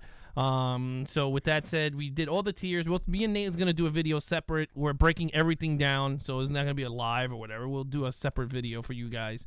But other than that, look, I love the community. One thing with this community that I want it to be different from other communities, that this is a family-oriented community. Not no view count, not no subscriber count. I could give two shits with that. A lot of people was like, oh, you're not in the 1K, and a lot of people dropped us off because we're not in the K category now. So look, I don't care. This is about the community growing together as a family, being friends, enjoying the content that's being put out. Whether we don't do reaction videos, we don't do none of the stuff that a lot of people are doing to get their views and stuff. We're not doing that. We just want to do it for fun. This is a hobby for me and Nate. We don't have to do this, but this is a hobby. I love Ghostbusters. This is something I had to shove down Nate's throat to watch 4 freaking movies for a whole week. But we did it because we enjoyed it. We had fun with it. And I already know he's going to do the same thing for the 10 Fast and the Furious movies that he's going to put me through. But we're doing it for the fun reaction of each other. And coming in every Mondays at 9, it's just been great. To me, it's like a TV show, like a television... what do you call it? It's like a TV, like a, I don't know, not like a Saturday Night Live, but like a Jimmy Fallon type show, but with me and Nate live. Talk show? Yeah, like a Late-night talk show? show. Yeah, like a talk show at 9 o'clock where we just sit back and we enjoy it with you guys. So look, I am very grateful for that. And I enjoy it. I love it. Whether I'm going out buying my collectible stuff, I enjoy coming here Mondays at 9 o'clock. You can ask Nate. I've been trying to do a lot of things to make it different from everyone, and I think we figured it out. I think this is going to be the new norm. We might bring back some movie news here and there since the actual thing is going to be an hour 30, but me and Nate's going to talk about it offline. But other than that, look, I'm very thankful for all you guys. And with that said, I want you guys, if you guys want to, you don't have to, but you could come online. I'm going to give you guys the code, and you can say whatever you're grateful for. We're going to just do it for 5 minutes. Yeah, we're going to do it for 5 minutes total, but you guys will have, like a radio show. Say what you got to say. I'm going to give you the boot so someone else could come on and say what they have to say. So I'm going to open the floor for you guys. But again, tonight was an amazing show. It's the first time I got to go deep into a Ghostbusters conversation. But Elliot, thank you so much for joining in for that. Yes, as always. Yeah, because I always wanted to talk Ghostbusters with somebody, but it's just very hard. Elliot, I've always wondered what is your franchise? What's that? Yeah, what's that your favorite? Ghostbusters to Alex? What is that for you?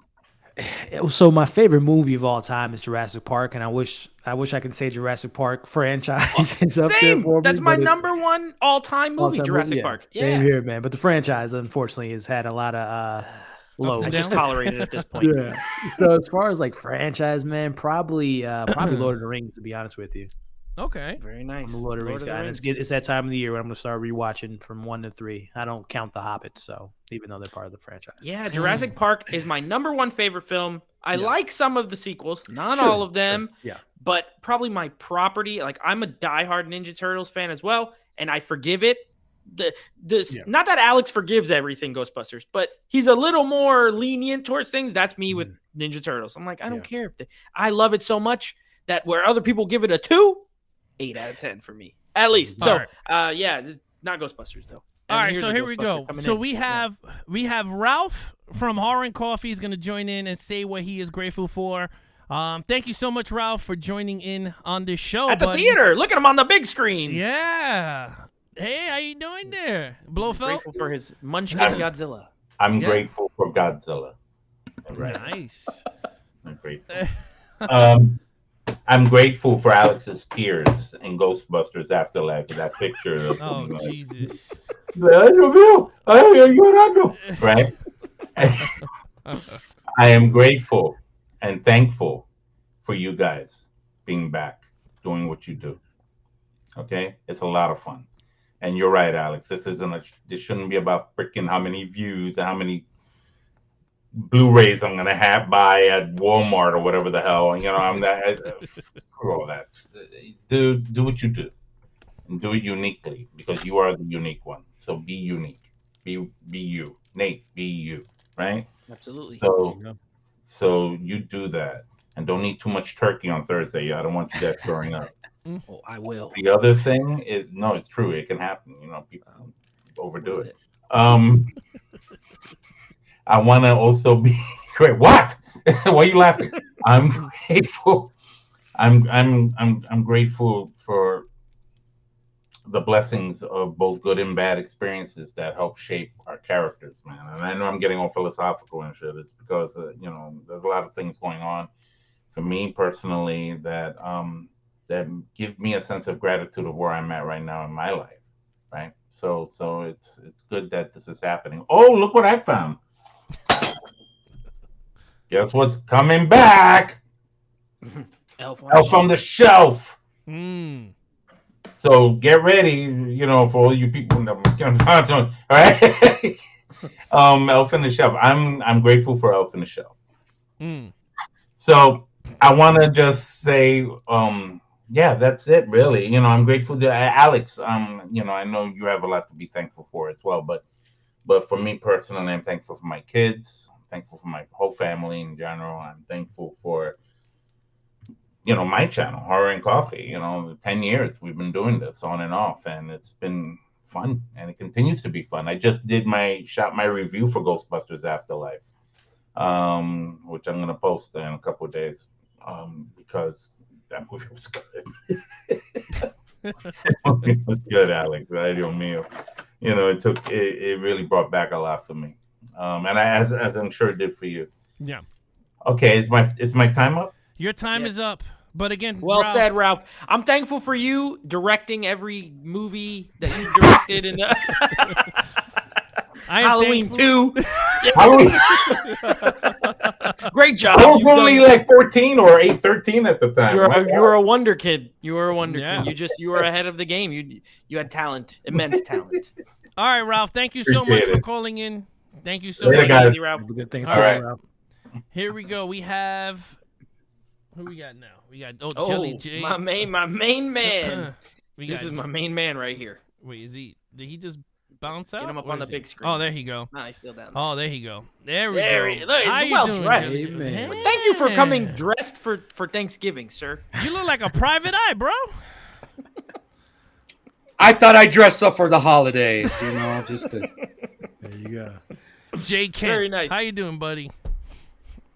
Jay Kent. I like that. Jay Kent. How you doing? Keep your shirt on. Don't take it out. Don't get crazy. All right, Jay. What are you grateful for, my friend? I'm grateful for my family. That's it? That's it. That reminds me of when Tully went on the court. He was like, I got possessed by a dog, and then he just went back to the bench, and they were like, "Yeah, am I still here?" Yeah. What you grateful for? Okay. Oh, I'm grateful for my family. Okay. I'm grateful for everything. I'm just grateful to be here. I'm grateful to be alive. You know, that's the most important thing. And actually, I'm grateful for you guys. You guys keep me grounded. You know, that's the most important thing. And you guys help me to learn you know, I've been a movie fan all my life, but you know, you also taught me how to collect my movies and and enjoy them.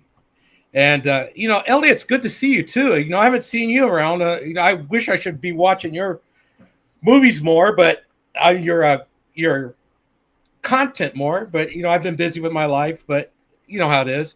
But is it okay if I give a digital code away, like I've been asking to? Yes. Yeah, sure. Now's your chance. Yes. You're on the big screen. Beetlejuice.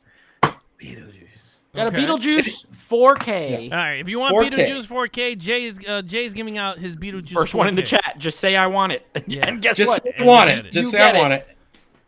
Most likely, Does Stephanie. anybody? No, she has it already. Remember, I think she already got it. Oh yeah. Well, Stephanie, I could.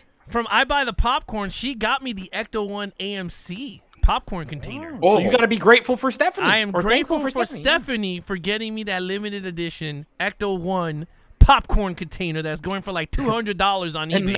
And not overcharging you. Yeah, pretty much. Not stepping it on you. But How much was it going for in the theater? It was only like $34. Yeah. Oh wow. But because Stephanie's so nice, I got Stephanie the Suicide Squad steelbook that I'm gonna send to her. Oh, good trade. So I traded her that for that Ecto One. But go ahead.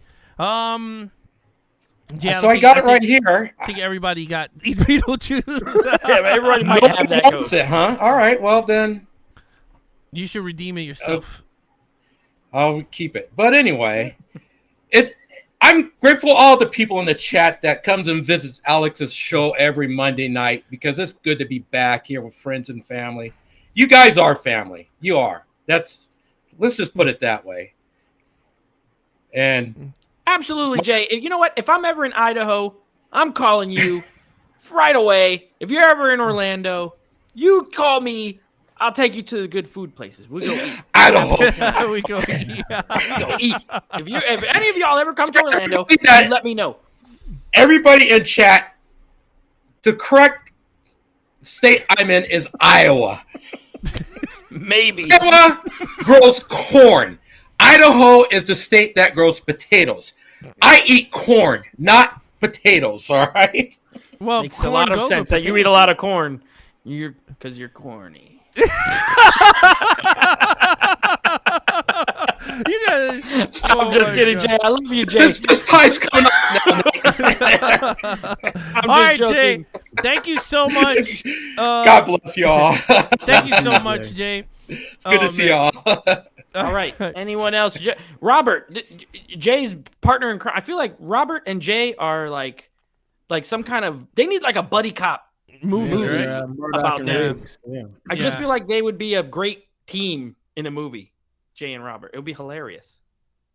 Yeah, I don't hold Jay. Robert, call in really quick so you can give thanks, and then we're done. Or Stephanie, where's all the patrons are supposed to call? Yeah, where's Stephanie at? What is I this? don't know. I I don't like to be live. I don't like to be know. live. Yeah. Who we got here? We got Robert's here. Let's put on That's Robert. right. That's what I like Here we to see. go. Here comes Jay's best friend, Robert. I don't know if it's Yeah. his best friend. I feel like they're best friends, though. No, he's the coin collector. Robert Gunner's going to be jealous that he's best friends with Jay. Yeah. Oh, there he is. go. There he There is. he On the go. big screen. Robert. Hey, can you hear me? Yes. Yes. Loud and Oh, shit, clear. I can't. Oh, okay, I can't. Okay, I can't see you guys, but You're you on know the big what- screen. You already know what we look like. You're on the big Yeah. screen. Okay. You're here with I- Elliot from Movie Files. Good to see you again, Elliot. You guys, Yeah, man. Rob, it's good to see you, man. Yeah, and well, I'm just thankful for what my mom that lives in Japan. She's still with us. I thank God for that still. And I gotta go visit when the travel restrictions are lifted. And trying to get down there again. Last time I went to see her was in 2019, before all this COVID stuff and all that. Mm-hmm. But also I'm thankful for friends and family, of course, and just waking up every day and count our blessings, and also during this COVID, I discovered all you guys, Elliot's channel, you know, you and Alex, Nate, and I'm thankful for that. It kind of brought us everyone together. So Right on. That's the point. And you got to be thankful for your new best friend, Gunner. Oh yeah, Gunner, man. Your son, your new son. Yeah. he's asleep. He's asleep. He's always asleep. You got That the dog- sleepiest dog on earth. He weighs watched 3 Shang-Chi, pounds, that's why. and he's just tired all the time. He watched I Shang-Chi forgot. last night. He fell asleep. Yeah, like he's on my darn my bed. Oh. He has his own. Yeah. It doesn't take up much space. No, don't worry about it. You're good.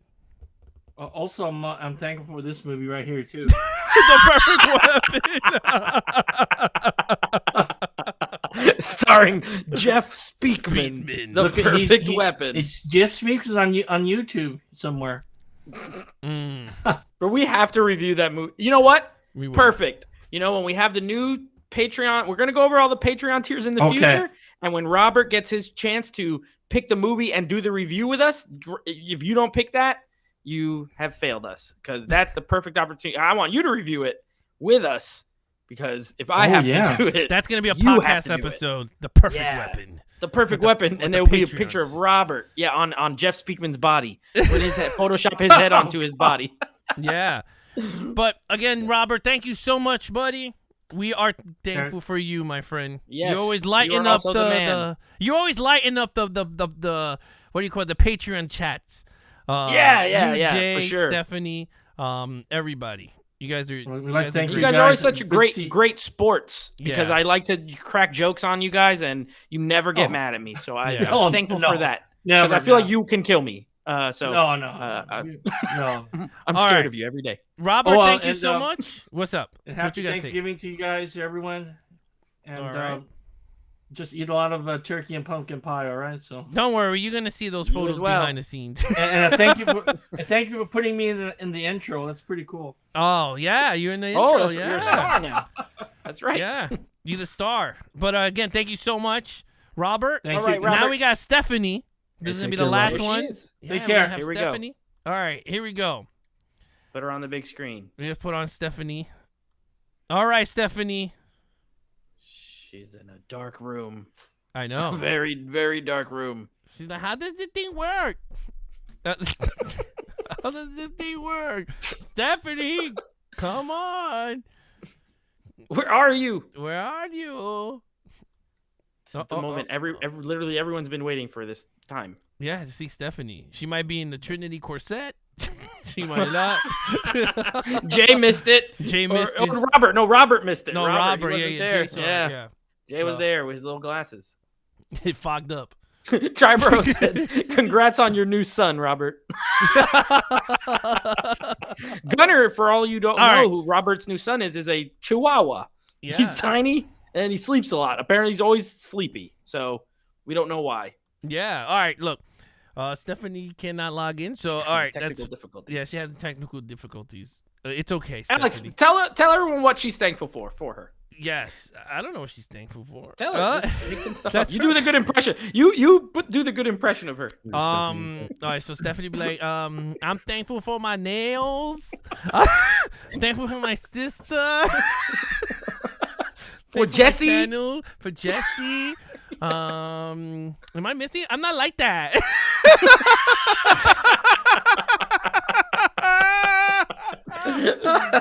Very good. No. Thankful for everybody. I don't know. I don't know what to say. Selena. Selena. That's like right there. Selena, Yeah, yeah. she has a Selena. Her mom looks like Selena. From Yes. the night. Yeah. So no, we look. One thing I gotta say before we wrap everything up. Look, we have a great time with all the Patreons. Again, me and Nate is gonna break down all the new tiers. We got a new tier out, and again, we're gonna break all that down. But for tonight, if you go, I did not even announce this at all, which shame on me. If you go to Levels of Geeks store.com, yeah, it's all our merch. I totally forgot about that. But it's at levelsofgeekstore.com, and you have the exclusive Nate Freeze shirt. You guys got to get your Nate shirt. I made You gotta Nate get it. It's into- awesome. I made Nate into Mr. Freeze. But if you go and use Geeksgiving, You save 20% off. I'm gonna put the product code is Geeksgiving. I just gotta change the percentage code from 10 to 20. But for today, all the way up to past Thanksgiving is all 20% off on the Levels of Geeks store. You use Geeksgiving, and bam, you guys can get whatever you guys want to go. There's new shirts with the new logo, not the old logo. I'm gonna be putting on a lot of stuff. I'm gonna put the Demolition Man version of me and Nate on a poster, so we're gonna have fun with that stuff. The lethal weapons, the commandments, the commandments, Nate's my movie commandments. Yeah, so we're gonna have fun with that. But again, guys, if you want to go, it's levelsofgeekstore.com, and then use Geeksgiving as a promotional code, and you save 20% off on your purchase. Now, with that said, guys, look, thank you so much for everyone that joined us. And again, I know I was getting a lot of DMs going, I didn't see Ghostbusters Afterlife, so I'm not gonna show up. You can catch the replay. That's the whole point of the live streams. Again, you missed it. You missed it live. It's okay. You guys can catch the replay. You can check it out for yourselves. But again, Elliot, thank you so much for taking time from your busy schedule. And I'll see you in 2024. I'm just joking. No. Thank you so much for joining in the show. Because we are going to be doing a Batman review. I don't care who you with, where you're doing it. We are going to be together doing that Batman review. Just put it on your calendar. You're going, damn, Alex is locked in. We're doing Batman next year. 25th, right? Yeah, March 24th, 2022. We're going to be breaking down the Batman together. But yes, Nate, again, we're going to be talking offline and everything. But again, thank you, everyone that joined in on the show. Again, I'm going to put the timestamps on the spoiler-free and then the entire spoiler and then into the Geeksgiving at the end. Again, everyone that won digital codes, please DM me at Levels of Geeks on Instagram so you guys can get your digital codes so I can get this damn thing off my desk already. We got a bunch of movies to give away. Oh, that's another thing. We have the 4K giveaway. Let me just do that. This is a Patreon thing. So again, for those of you out there, we give away 4K physicals on this channel live. So I'm just going to do it right now pretty quick for those of you. This is the tier of Ultra HD Geek, and then the newest tier, which is Producer, which you're now the Levels of Geeks producer. But with that said, let me just give that away now.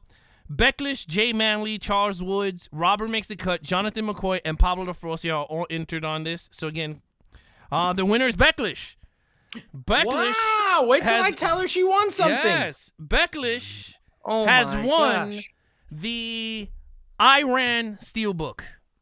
Ran. I'm sorry, I said I ran. I ran so far. So Becklish, congratulations on winning the Steelbook. Again, if you don't want it, the next person would be Robert, but Robert already has it, so the next person would be Jay Manley. So it's all the way up to you. But again, now Becklish, again, will be out of the running for the next month. I'll text her. So yeah, text her and let me know what she wants to do. Then it'll go to Jay if he wants it. But other than that, she was the one who was very mad that there was no Slimer. But now she won a 4K. So she won a 4K. There you go. It made up for the for that. But again, guys, for the Patreons, if you guys want to be a Patreon, you can go to patreon.com/Levels of Geeks, and you guys can check it out there.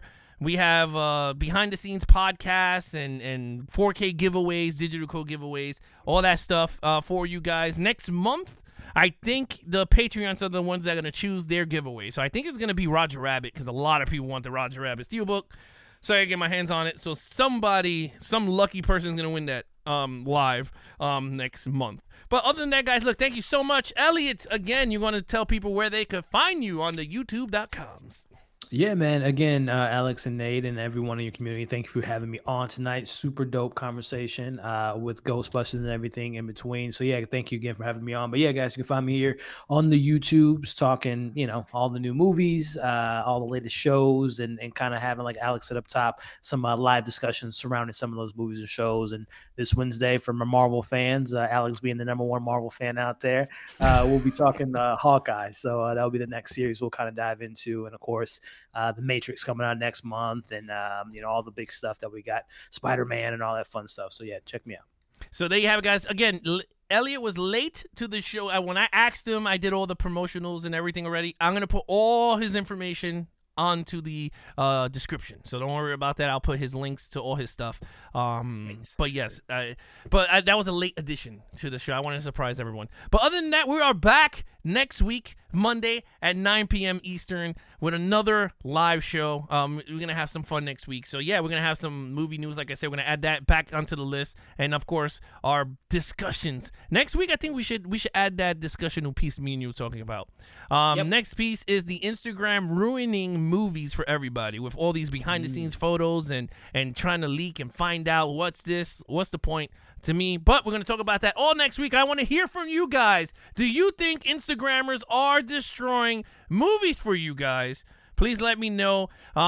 Next week, me and Nate are going to dive into it. But yeah, other than that, guys, thank you so much, Elliot. Nate. Yeah. I'm here. Thank you so much. I'm always here.